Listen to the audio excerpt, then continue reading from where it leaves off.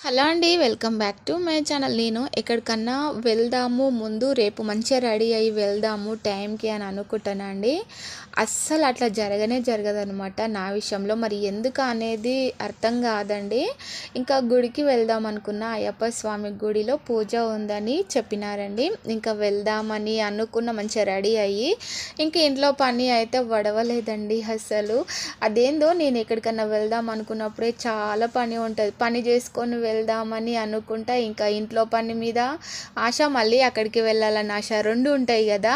ఫస్ట్కి ఇంట్లో పని చేసి వెళ్దామని అనుకున్నానండి. నేను వెళ్ళేసరికి అయితే పూజ మొత్తం అయిపోయింది. 1:30 అయ్యిందండి నేను వెళ్ళేసరికి.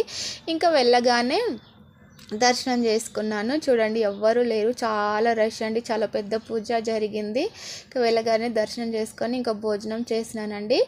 పప్పు, వైట్ రైస్, కొత్త ఆవకాయ, స్వీట్ అనమాట. ఇంకా తినేసి మళ్ళీ వెంటనే ఇంటికి